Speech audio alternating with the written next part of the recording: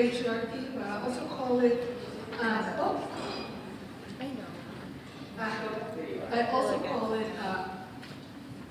hegemony, critical hegemony, and I will break that down. A new patriarchy in the fourth industrial revolution. And that's where we are. We're in the fourth industrial economy. We've had three, and that's, all of the inventions that we know of to date, from steam, the engine, to the iPhone, the robot, the television, the computer, the spaceship, the submarine, the aircraft carrier, the car, the airplane, and so forth. We actually should have no unemployment with all of that innovation. Now we're in an age where man has decided that machines can do some thinking for him and us, and is pushing to eliminate a lot of jobs, even though we are being pacified and told, oh no, it's not going to happen. Oh no, AI is just an assistant, or robots, it's not going to be bad. But it already has been for different parts of the United States. What is critical hegemony? Well, first, what is hegemony? It is leadership or dominance, especially by one country or social group over others. Political, economics, military dominance of one state over other states. Critical hegemony is my framework that examines current Western power structures, values, and cultural norms within our society, with a focus on both transformative and disruptive impacts of technological advancements, ideological shifts, economic forces, values and norms, and the commodification of identities. This framework centers womanhood, which is undergoing a fundamental alteration and dismantling akin to a corporation, like corporate raiders, a hedge fund.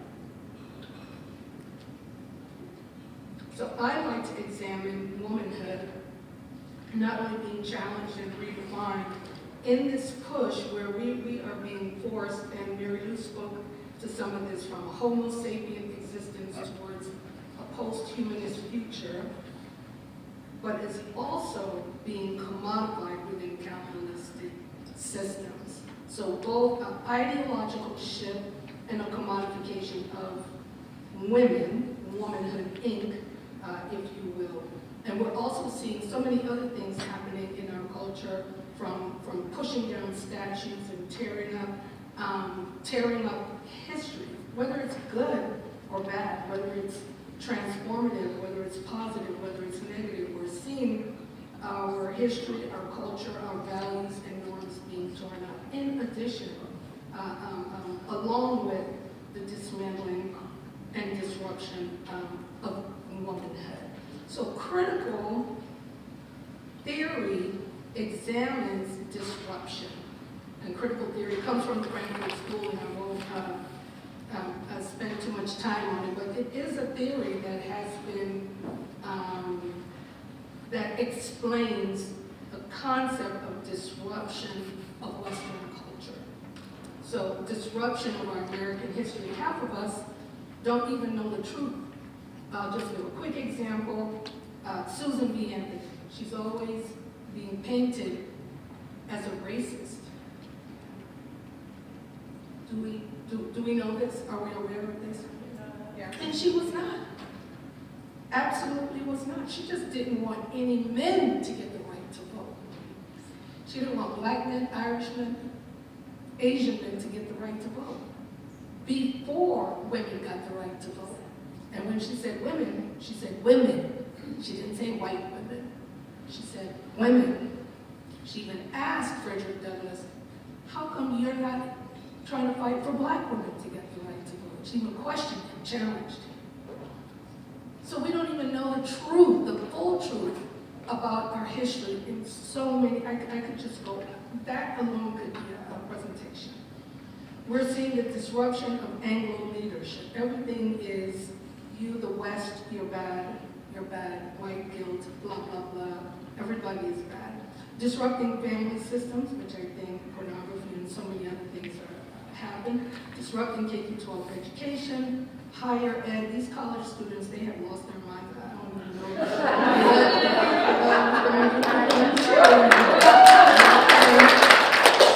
Disrupting, every institution is now racist.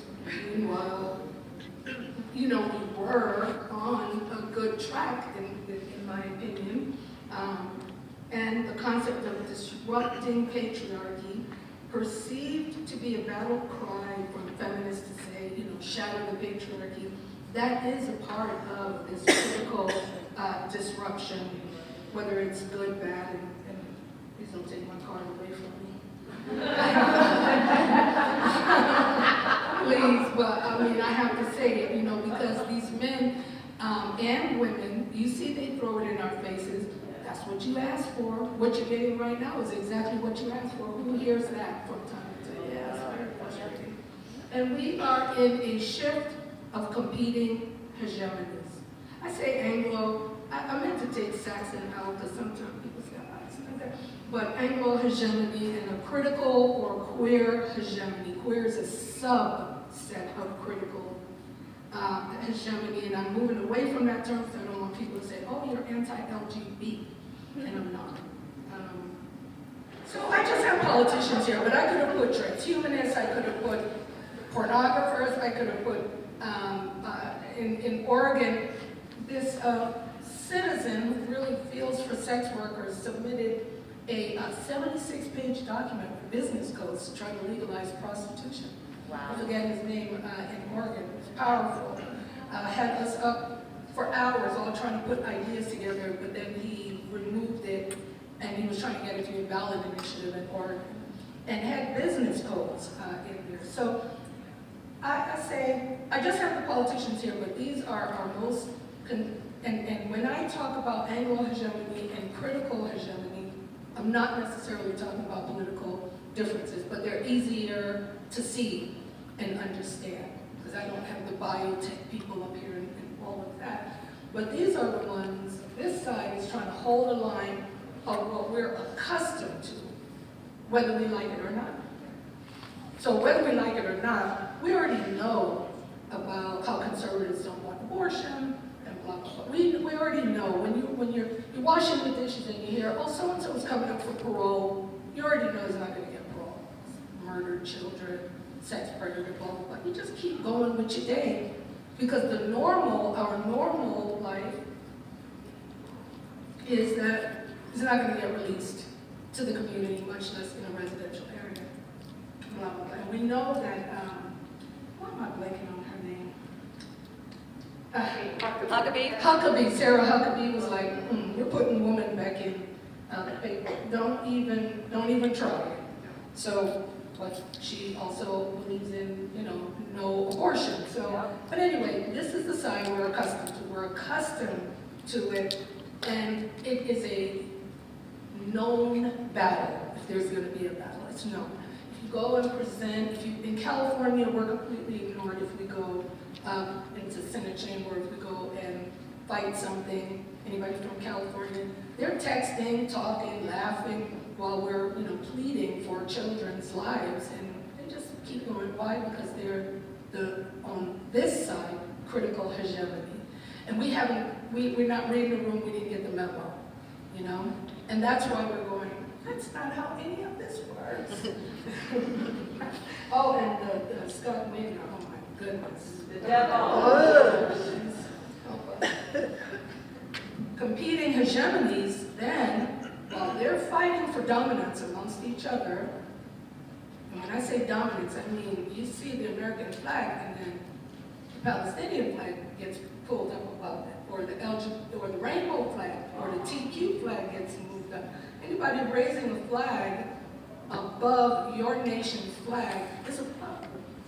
It's not, oh, we're just protesting. It's not. It's saying, we smell a little blood in the water, so we think we can do this. Okay. So what it does for women is it presses us and gives us another layer of patriarchy that we weren't,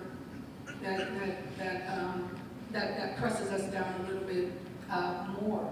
So, you know, black and brown women have always been under a double patriarchy. So we have the men in our culture and the ruling Anglo patriarchy that determines the laws and practices and norms and all of that in our nation. Okay, well now, and European American women, theoretically, broadly speaking, under one. So now a whole nother layer has been added, and our fight is even harder as we're pressed down even more. So now I'm like, wow, triple patriarchy. I didn't think that word could even come out of my mouth. and double patriarchy, because you see, everybody's fighting. The European woman is now, oh, wait a minute, there's like a whole nother level there. We look the same, all of us are thinking, we look the same, but now there's something extra. There's another level of dominance, and we are being ordered to submit to it. No grace period, as you all know. So for an example, let's say the prison situation, what do I mean by triple patriarchy? You have the laws, the Anglo laws of how prison is supposed to go. There's your sentence, you get 10 years.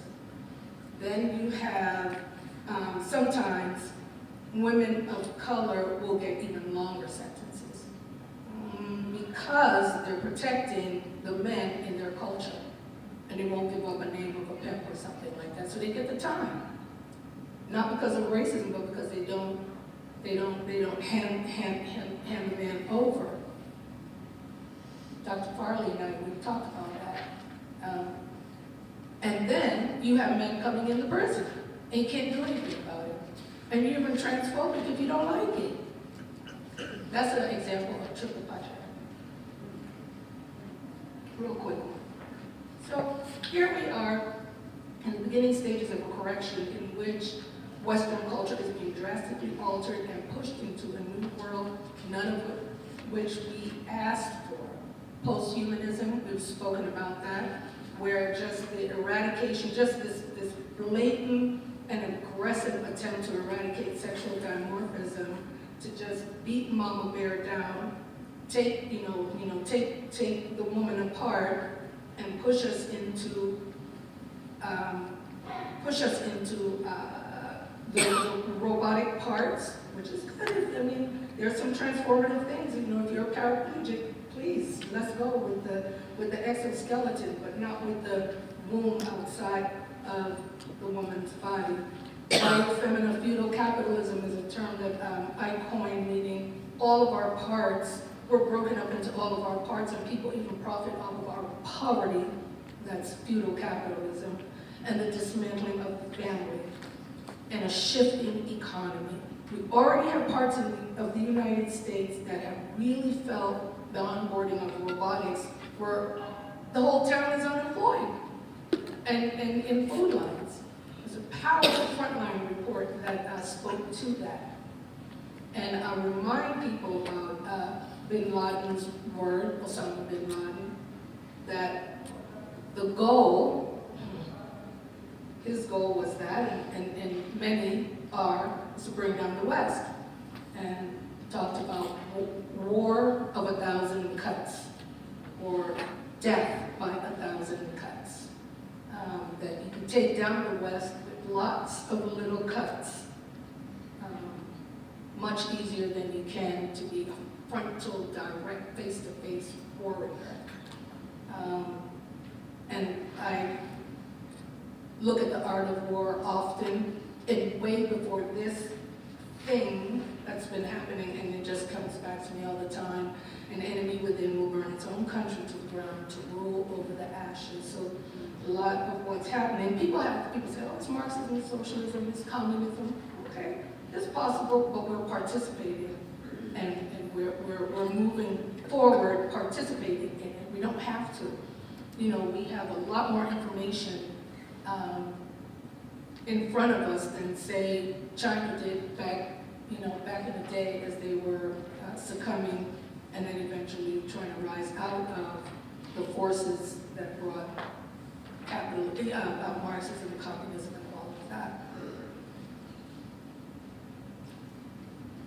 So sometimes I think, are we on our way to being a conquered nation if we continue on this pathway? And also, I think about that for Western culture in general. A lot of us do not know our history as to why. Sorry. You know, those little pictures as a little surprise. It's very important to maintain Western culture. You know, we have a lot of things to improve on. We got to stop going to war, blah, blah, blah. But it's very important because most nations around the world are not like us at all. And it's Western culture that brought everybody into the light. The lights went on with Western culture. And that's why we're not in a Bedouin society. We're not sitting in a hut somewhere. Yes, I said that. War on man. So I started paying attention to men. And I said that earlier, I do pay attention to men, but in this context of our colonization, I started paying attention to men when I found out that the gender clinic count was at 100. So when the gender clinic count got to 100, I said, what the hell? How are men allowing this? Don't beat me up for saying it, but how are men allowing this? Bless you. How are men allowing this? How are men allowing girls to be mass sterilized? And then we talk about fertility, we talk about this, we talk, and this is a man that was very aggressive around fertility, both with the white woman's body and the black woman's body. Completely controlled both in different directions. And Jim Crow, we went through a period post-slavery Jim Crow, and Jim Crow was completely about anti-miscegenation, to control white women's fertility. And now he's like, come on into the bathrooms. Let's build some clinics and have girls go through the clinics. How? What's happening? Something is happening in his mind. And then he can't figure that out. They got the nerve to try to put his intelligence and his psyche into the robot. Wow. So cool. I'm trying to understand. So, the Western man has gone from this, Captain America, jumping in and saving everything and everybody to trying to crawl back into the woman's womb. And control it at the same time. You don't even know what to do. Do I want in? Do I want to control it on the outside? What do I want to do? I mean, this is shocking. I mean, and I know that there are men that are fighting, men that are trying to fight this, but while they're fighting it, they're not self-reflecting. And I spoke about this a little bit earlier. Woman Inc. is being dismantled just like a hedge fund. And it's called asset stripping, where you break up the company and sell it off for its parts. You get more money, sell it on a company instead of trying to struggle to save it. Sometimes a piece of it is just the most valuable piece, and it could be turned into something else. So here, just out of nowhere, under this new hegemony, reduction of age of consent. Everybody knows this, right? Definitely in California. Reduction of age of consent.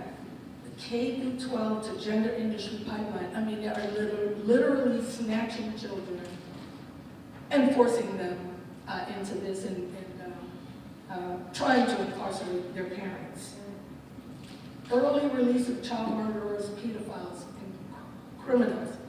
A fentanyl crisis that is unbelievable. People die every minute.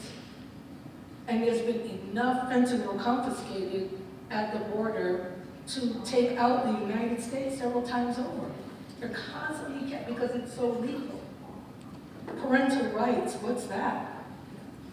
We've had a long-standing foster care to prison to probation pipeline, and it goes unabated.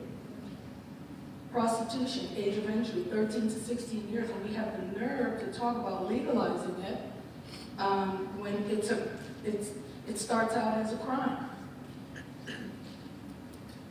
Pornography, I consider it psychological warfare to dismantle families, dismantle relationships, make things very confusing for boys and girls, destroy the nuclear family, destroy the nuclear family that's embedded in an extended family.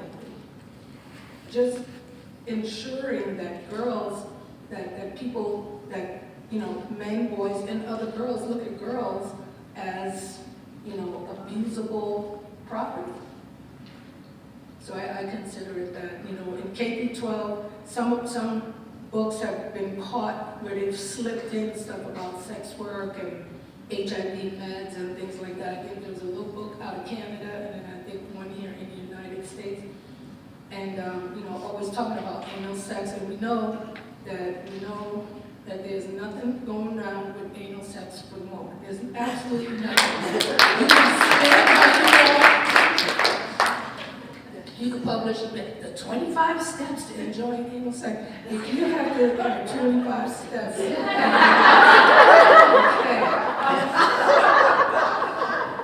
I don't know what we're talking about. So girls are looking, you know, they're looking at the videos and they're going, oh my gosh, I guess that's what I have to do to satisfy my boyfriend. They're you know, doing all sorts of things to try to adjust to boys saying, well, I want anal sex, I want oral sex, and, you know, all of these things that doesn't bring anything to the girl, to the woman. We have this other piece of psychological warfare. It's real institutionalized rape for the women that are incarcerated, but it hurts all of us because we know that it's so wrong and it's so something, it's completely out of what Anglo hegemony had in place. Because at least it was a theoretical, that there was not theoretical, a legal distinction between men and women, and the assumption that women were going to be safe. We know that there's issues with the guards, but let's not add to it now. Okay, so it harms us psychologically because we feel so helpless and it's agonizing, especially when you hear from, you know, we get an opportunity to hear from Amy Chicago. We get an opportunity to hear from some of the women. I've done some Zooms with them thanks to Amy, you know, bringing me in, and it's just, you feel so helpless, and they're crying, and you're taking deep breaths because you don't want to start crying, you know, and spend all that money on the phone in prison and stuff like that. Surrogacy, egg harvesting, breast cells. The new company, BioMilk, I didn't mention it earlier, they want to create a breast milk with using some components of a woman's breast, the cell, some things, so that it's a little more natural than, say, infant milk or something like that. So that's another piece of the harvesting. Inside this new hegemony, we are worth more in our parts and our whole. And we have to start thinking about it in business language so that when we clap back, it's not so emotional. And we have to support each other behind the scenes with our emotions, we do. But we have to understand that no one cares what's happening. There's no care or thought for our tears and for our sadness and saying, oh my gosh, this is so terrible. You know, the empathy is gone. When they talk about surrogacy or artificial wombs, there's not a sentence for the value of the whole woman. Prostitution, it really is a tourism GDP business. Okay, let's increase the GDP. You have these European nations where prostitution has 5% of the GDP, and that's conservative and acknowledged, but I guess more, because you gotta add up. People use it, people come in, men come in to do their sex vacations. That's how the brothels are filled, one of the ways that the brothels are filled up in Asia and in Europe. And just like marijuana, the United States wants to bring that revenue back to the United States. So men, they go on their sex vacations, no, stay here in the United States. Every young person, they go out and they buy marijuana and it benefited other nations. Marijuana was to reclaim that money and bring the profits back to the United States. Okay, so it's the same pattern, it's the same formula. And then we have all of these industries that benefit from our poverty, the nonprofit industrial complex. We have biotech and biopharma. HIV, you're a lifetime patient. COVID, a new drug, a new disease is going to come out, a new virus is going to come out every 6 months. We have already onboarded psychiatric medication for children and adults. We have the gender industrial complex where we're seeing, or where doctors and investors are saying, hey, if you can average 5 a day, you're going to be really profitable, things like that. And then, of course, birth material. I think I forgot to say that some estimates go up to $1 million for all of our birth material when you include amniotic fluid. What else is happening out there in the world where we're being dismantled, or we're being disrupted? Well, we have critical race theory, BLM, DEI. And I always try to put the money to it, I always try to put the business side to it. Critical race theory does not teach black children their history, but it's birthed a racism industrial complex. It's big money. Black Lives Matter is not about black lives, but it does fuel education contracts. You know, the federal budget has a line item for education and private money moves behind the scenes, and it makes it difficult for you to question what's going on because all I have to do is call you racist or even ask them a question. Defund the police. Now police funding is shifted to social work, restorative justice, and other federal and private contract money that moves. Money that moves that you don't even know is moving. But we're the ones that are told, oh, you know, you have to feel guilty for these things. So race is very powerful in disruptive techniques and Trojan horse techniques. And we have something else that's happening, no-go zones. Has anyone ever heard of that? Yeah. So here, in the United States, France, and Sweden, and this is why I said, what is going on? What is going on with the Western man? What is happening to the old, perfect or not, flawed as it is, hegemony, Anglo hegemony? Here in the United States, France, and Sweden, I just picked those as examples. Here it is, this is your nation. Sweden, I think, has 60 no-go zones, maybe more. And then France has areas that, for lack of a better word, have some type of Sharia law, some type of things where women can't even walk around and go to coffee shops. They can't even do it. United States, it established no-go zones. I remember after George Floyd,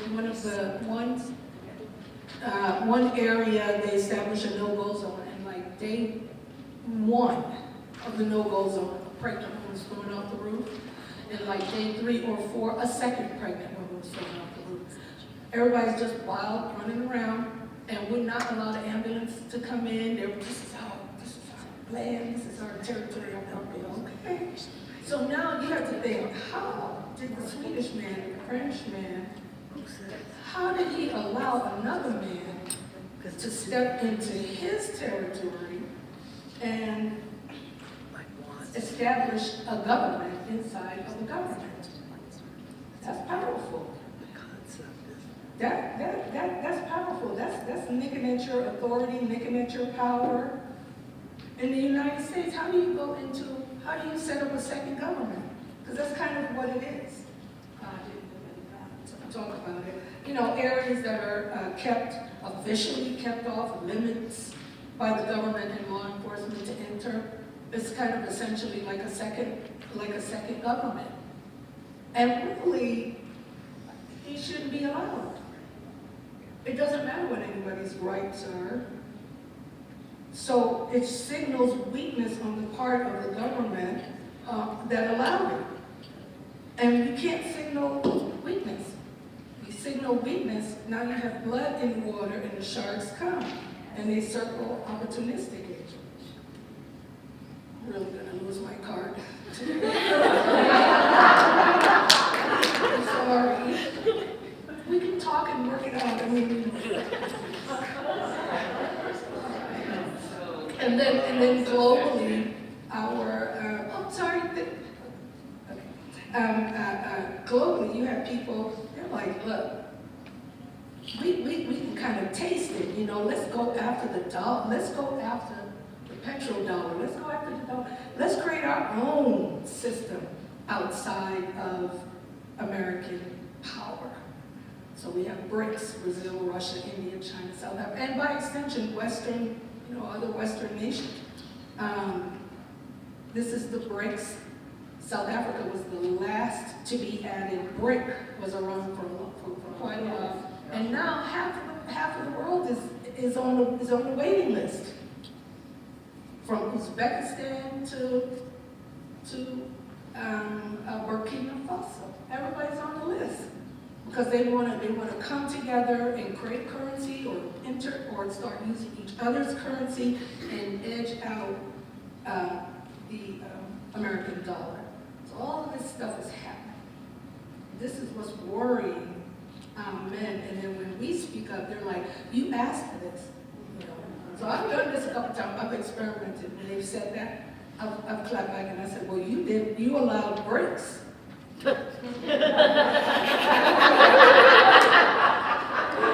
You outsourced all the jobs in the 70s. You outsourced manufacturing. Hide in the comment section. And I did it to just kind of see, and sometimes very, very good response, begrudging responses, not right away.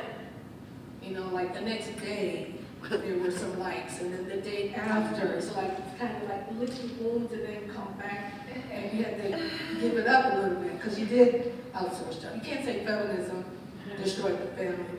But for man makes $40 an hour, that's pretty good. You actually could take care of your family if you have a manufacturing job that makes $40 an hour, right? You don't have to have child care. Well, doesn't necessarily have to work and blah, blah, blah. So they made these arguments as if we destroyed them, when the same thing now you put in your psyche and your intelligence into the robot. Back then, you're the behemoth of technology, industry, and manufacturing, and then you outsource it? Like, what's up with that? Neither makes sense. So, there's this ideological invasion that's happening. You're at the pinnacle: intelligence, Western civilization, the establishment of Western civilization, engineering, technology, infrastructure. You see some countries around the world, there's no waste management. There's no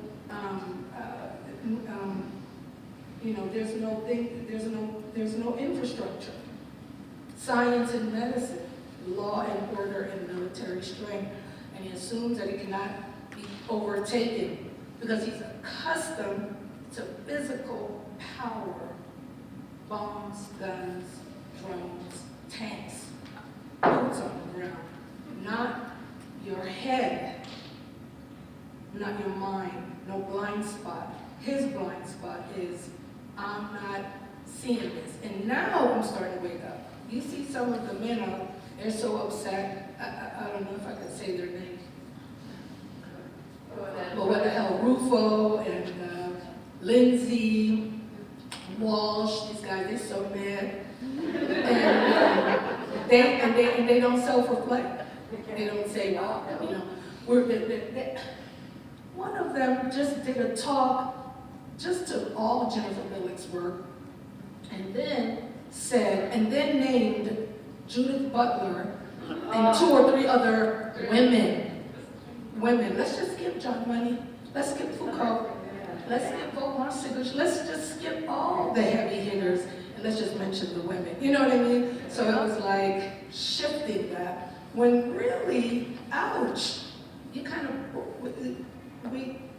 what we're experiencing was preventable, really. You know, if we thought, hey, let's take care of home. If you said, if the philosophy was, let's take care of home and let's take care of humanity, you wouldn't do this. And you just tell them little funny little men that want transhumanism, you just go, all right. God, I only have 5 minutes? Yeah. Okay, all right, I'll regroup, okay. All right. So I want to talk about rape, sexual exploitation, forced nudity. You know, in warfare, I've said, I will always say this, during warfare and economic shifts, men simply use the woman's body as a form of communication. And the winning army then controls the population by instituting new rules of engagement. And that's what we're experiencing. It just hasn't been announced to us. There are new rules of engagement. And we know all of these things.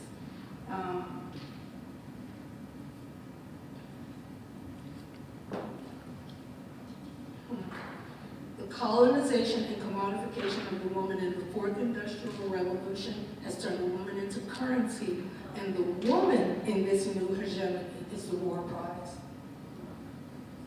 And I want that to sit. I would say more, but Leah said, put up another card.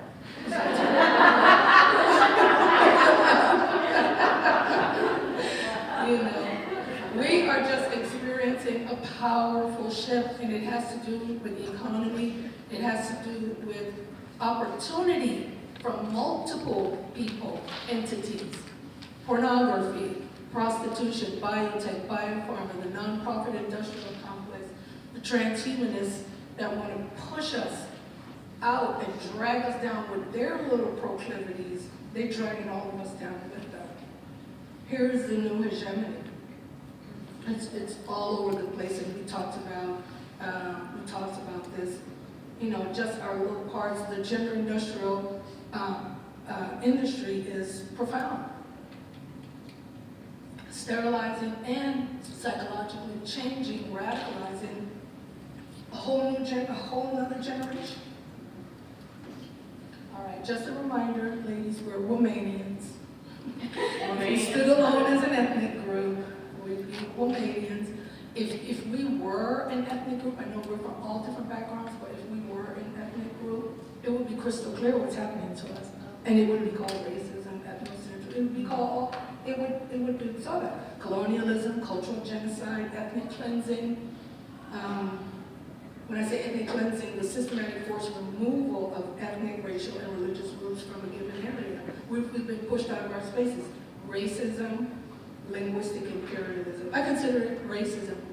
If I'm a Jamaican woman and then you say, no, you're a Jamaican non-man, I consider that racist. Like, you cut up a part of my cultural identity.